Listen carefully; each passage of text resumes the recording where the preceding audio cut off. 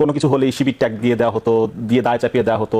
তো এই গণঅভ্যুত্থানের 7 মাস পরে এসে আমরা আবার সেই একই ধরনের রাজনীতি দেখতে পাচ্ছি। এই বিষয়ে আপনাদের অবস্থান কি বা বক্তব্য কি থাকবে?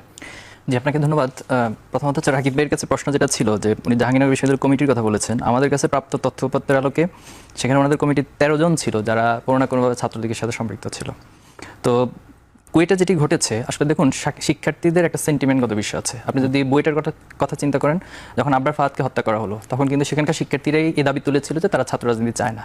তো কেন চায় না, এই কোশ্চেনগুলোর আনসারের মধ্যে আসলে আমাদের এই বর্তমান পরিস্থিতিগুলো করে। আমি একটা পরিসংখ্যানের কথা বলছি, একটা আর্টিকেলে সেটা পেলাম। সেটা হলো খুলনা ইউনিভার্সিটিতে ছাত্র রাজনীতি শুরু থেকে নিষিদ্ধ, এবং সেখানে তাদের স্টুডেন্টদেরকে কোশ্চেন করা হয়েছিল একটা সার্ভেতে যে আপনারা কেন খুলনা ইউনিভার্সিটি বেছে নিয়েছেন। সেখানে মোর দ্যান 60% স্টুডেন্ট তারা বলেছে যে এই ক্যাম্পাসে ছাত্র রাজনীতি নেই, এই কারণে আমি খুলনা ইউনিভার্সিটিকে বেছে নিয়েছি।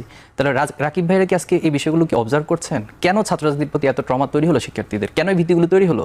এটা 15 বছরের ফ্যাসিবাদের যে ছাত্র রাজনীতি, সেটা পাশাপাশি তার আগেও কিন্তু অনেক কিছু ঘটেছে। সেই বিষয়গুলোকে যদি আমরা এখন পুনরাবৃত্তি করি, আবার যদি সেই একই যাত্রা ফিরে যাই, তাহলে শিক্ষার্থীরা আসলে এই দাবি তুলবে। তারা যেটি বলছেন, ছাত্র রাজনীতি নিয়ে তারা যেটি বলতে চাইছেন যুক্ত করে দিই, বলতে চাইছেন যে যেহেতু বৈষম্য বিরোধী কমিটি রয়েছে, আপনারা গোপনে সেই বৈষম্য না, আমাদের কমিটি বৈষম্য বিরোধী বিষয়ে তো উনি ব্যাখ্যা দিয়েছেন। আর বাকি যেটা সেটা হচ্ছে যে চালিয়ে আমরা আপনার মনে আছে জুলাই বিপ্লবের সময় সংগঠনে এরকম অভিযোগ, জুলাই বিপ্লবের সময় অর্থাৎ জুলাই আন্দোলনের সময় ছাত্রলীগের একটা টার্ম ছিল, আপনার মনে আছে কিনা, চালিয়ে দিন। তো ঠিক একই জিনিসের পুনরাবৃত্তি আজকে আমাদের রাকিব ভাই করলেন যে দায় শিবিরকে দিয়ে দাও। তো এটার মধ্যে পার্থক্যটা আসলে কোথায়? এটা কেন বলেছি?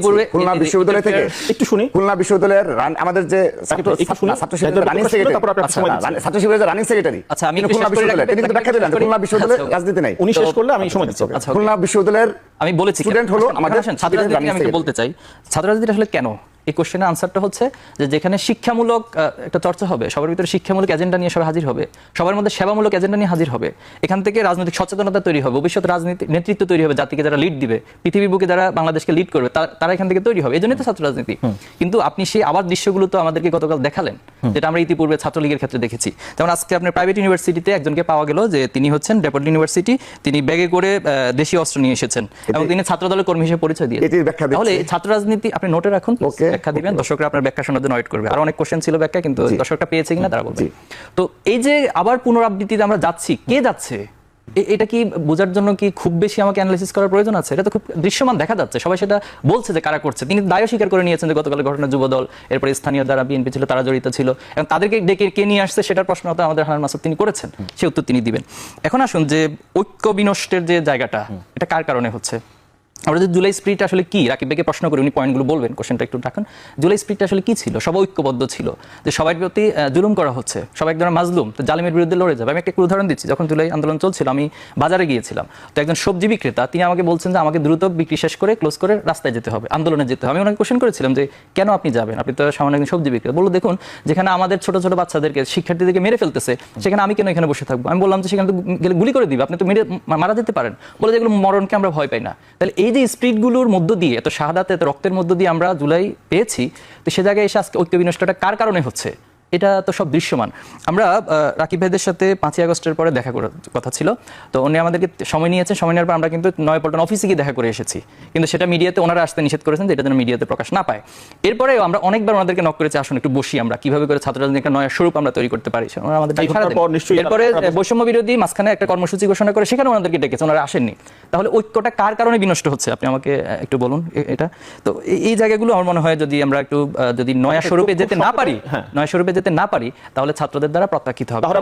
ছাত্রদের পালস দেখলাম, সামনে আমরা হয়তো বা বড় ধরনের রোগাক্রান্ত অবস্থা দেখতে পাবো। রাকিব ভাই এই প্রশ্নের জবাবটা নিয়ে আলোচনা শেষ করতে চাই, জবাব দিতে চাই। তিনি বলেছেন যে কেন ঐক্যটা বিনষ্ট হচ্ছে। খুব সংক্ষেপে আমরা তো আবারও বলছি, আমরা সন্দেহ করছি যে তাদের এই তারা ডাকছেন, আপনাদের আমন্ত্রণ জানাচ্ছেন, আপনারা সাড়া দিচ্ছেন না। জি জি, এটা বলছি যে আমরা সন্দেহ করছি যে তাদের কমিটিতে সর্বশেষ যে কমিটিগুলো ছিল সবগুলো অধিকাংশ ছাত্রলীগের নেতা কর্মী। আপনি একটা প্রমাণ দেখান। আমি ঢাকা বিশ্ববিদ্যালয়ে বহিষ্কার করেছেন, ঢাকা বিশ্ববিদ্যালয়ে জাহাঙ্গীরনগরের 13 জন ছাত্রলীগ, আমরা স্বীকার করি ঢাকা বিশ্ববিদ্যালয়ের তাদের সেক্রেটারি, না না তাদের কেমন রাজনীতি, আমাকে রাজনীতি কি দর্শকরা বুঝতেছে না? ঠিক আছে, তাহলে আপনি বলেন এই জেনারেশনকে এত বোকা কেন ভাবছেন? এক মিনিটে শেষ করি আমরা। ঢাকা বিশ্ববিদ্যালয়ের আমার জেনারেল স্টুডেন্টদের নিকট ছেড়ে দিলাম, ঢাকা বিশ্ববিদ্যালয়ের শিবিরের সেক্রেটারি জগন্নাথ বিশ্ববিদ্যালয়ের প্রেসিডেন্ট, তারা সরাসরি ছাত্রলীগের পোস্টধারী নেতা। আমি বলে দিচ্ছি, এবং তারা স্বীকারও করছে, এবং তিনি বলেছেন যে না, তিনি জানতেন না যে এই কমিটিতে রয়েছেন। তো যা হোক, সেটি গেল। এখন তারা যখন এখন পর্যন্ত আই থিংক বলেন ভাই, 20 বার, please। অর্থাৎ 20 বারের অধিক ওনার সাথে, ওনার সেক্রেটারির সাথে বসে এই ব্যাখ্যাগুলো দেওয়া হয়েছে, এবং আপনি যদি এখনো সার্চ করেন অধিকাংশ মিডিয়াগুলোর সেই এইগুলো পাওয়া যাবে। আছে, এই শেষ করি, ব্যাখ্যা আছে। দ্রুত। কিন্তু বারবার বলতে একই দেবেন তো? ব্যাখ্যা, আমি তো একই জিনিস। সুযোগ দিচ্ছি কিন্তু। তার মানে তার পিছনে ব্যাখ্যা ফিরে যাওয়া, আবার সেই আগের রাজনীতি, আবার সেই ফ্যাসিবাদ কায়েম, এটা নিয়ে তো আসলে নতুন বাংলাদেশ গড়া পসিবল। আচ্ছা ঠিক আছে, আমি আমার বক্তব্য সামান্য একটু বলতে পেরেছি। তিনি বলেছেন ওকে, তিনি যদি খুশি থাকেন কোনো সমস্যা নেই। আমি আমার বক্তব্য দুটি শেষ করে দিচ্ছি। খুলনা বিশ্ববিদ্যালয় ছাত্র রাজনীতি নিষিদ্ধ, এবং ক্ষেত্রে তিনি আবার সাফাই গেলেন যে খুলনা বিশ্ববিদ্যালয় কেন ছাত্র রাজনীতি নিষিদ্ধ। সাফাই কেন? আমি Please। এটা আমার সার্ভে রিপোর্ট, না, ঠিক আছে, রিপোর্ট। আচ্ছা, আমার সাফাই গাওয়া না, আমি আমি রিপোর্ট যেটা পেয়েছি সেটা। সরি। আচ্ছা, হান্নান ভাই, আপনার কাছ থেকে শেষ করতে চাই আলাপটা। সেটা হচ্ছে মানে এই যে ছদ্মাবরণের যে অভিযোগটা আছে, পাল্টা অভিযোগ, মানে ছাত্রলীগ, ছাত্র শিবির, ভাই একটা কথা শুধু বলি, ছাত্রদলের, আমি লাইভে বলি, এই যে শিষ্টাচার থাকা উচিত, ছাত্র শিবির, সম্মান প্রদর্শন করে কথা বলা উচিত। এই অভিযোগ, পাল্টা অভিযোগ কি যে ঐক্যের যে সুসংগত অবস্থান সেটি কি বিনষ্ট করছে? দেখেন, অভিযোগ ছাত্র দলের বিরুদ্ধে আছে, ছাত্র শিবিরের বিরুদ্ধে আছে, আবার বৈষম্যের বিরুদ্ধেও দেওয়া হচ্ছে। যেমন হচ্ছে ভাই বললেন যে ছাত্র শিবিরের সেক্রেটারি ছাত্রলীগের ছিল, কিন্তু হচ্ছে ঢাকা বিশ্ববিদ্যালয়ে 7 জনকে বহিষ্কার করতে হয়েছে সমালোচনার কারণে ছাত্রলীগ থেকে। জাহাঙ্গীরনগর বিশ্ববিদ্যালয়ে 13 জনের আমরা নেক্সট টাইম পরে বৈঠক করব। এবং হচ্ছে এরকম ভাবে হচ্ছে, আসলে বিভিন্ন জায়গায় হচ্ছে, এটা বাস্তব আমরা জানতে পারি। কিন্তু কথা হচ্ছে এটার কারণে আপনাকে হচ্ছে এক টেবিলে বসবেন না, একসাথে খাবেন না, হচ্ছে আগের ধারা রাজনীতি চালিয়ে নেওয়ার জন্য সুকৌশলে এড়িয়ে যাবেন, এটা হচ্ছে না। আমি তো ভাইকে বলছি যে আপনারা আহ্বান করুন যে আগামীর রাজনীতি, ছাত্র রাজনীতি কিভাবে হবে, আমরা সবাই মিলে এটা পরিবর্তনের জন্য কাজ করবো, রূপরেখা তৈরি করবো। ছাত্রদল লিডিং হিসেবে যদি আহ্বান করে আমরা সবাই যাব।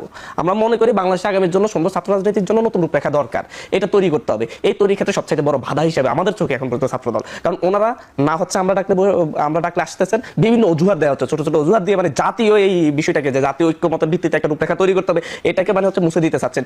ছাত্র শিবির গুপ্ত রাজনীতি করে, ছাত্রদল ছাত্রলীগ নিয়ে রাজনীতি করে, সন্ত্রাসী রাজনীতি করে, এবং বৈষম্য বিরোধী সেদিন কেন হচ্ছে ডক্টর ইউনূসের ওখানে সাথে সাক্ষাৎ করতে গিয়েছেন, এই সকল কোশ্চেন তুলে না, এই ছোট বিষয়গুলোকে নিয়ে ওনারা আসলে আগামীর ছাত্র রাজনীতি কেমন হবে সেটা ঠিক করতে চাচ্ছেন। ওনাদেরকে ছাত্রলীগকে যেভাবে শেখ হাসিনা লাঠিয়াল বাহিনী হিসেবে ব্যবহার করছে আওয়ামী লীগ, ঠিক একইভাবে আমি আমার শেষ 2 সেন্টেন্স বলতে চাই, যদি অনুমতি আজ মনে করেন না, তাহলে নেক্সট টাইম আর এইভাবে ডাকবেন না। আমি সময় শেষ। সিসি ক্যামেরা ফুটেজ রয়েছে কুয়েটে, আমরা অনুরোধ জানাচ্ছি বিনীতভাবে ওই সিসি ক্যামেরা ফুটেজ বিশ্লেষণ করে ঘটনার সূত্রপাত, কারা কার উপর হামলা করলো, প্লিজ। আমি এটা আইন শৃঙ্খলা রক্ষাকারী বাহিনী এবং তাদেরকে সোচ্চার হওয়ার জন্য আহ্বান দিচ্ছি। জাহিদ ভাই 30 সেকেন্ড প্লিজ। আমি দরকার ভাই, আমি আপনাকে একদম একটু 30 সেকেন্ড আমরা একটু শেষ করতে হবে অনুষ্ঠান। নিশ্চয়ই আলাপের সুযোগ সামনেও থাকবে। জাহিদ ভাই 30 সেকেন্ড। আমরা কেন মুক্ত রাজনীতি নিয়ে কথা বলি? তিতুমির কলেজে যিনি সময় নেই, জাহিদ ভাই। ছাত্রদল বিএনপির আদর্শকে ওন করে কিনা, লালন করে কিনা, এটি ছাত্রদলকে ক্লিয়ার করা দরকার। বিএনপি কোন ধারার রাজনীতি বাংলাদেশ শুরু করেছিল, কিন্তু আজকে 2025 সালে এসে ছাত্রদল তারা কোন ধারার রাজনীতির দিকে যাচ্ছে, এটা ওনাদেরকে ক্লিয়ার করতে হবে। আমি আমার গতকাল একটা পোস্টে বলেছি, ফেসবুক পোস্টে, আজকে বলছি, আমরা ওনাদের শত্রু না। আমরা চাই যে ওনাদেরকে বন্ধুপ্রতিম মনে করি, ঐক্যবদ্ধভাবে বাংলাদেশটা এগিয়ে যাক, আমরা একসাথে কাজ করি।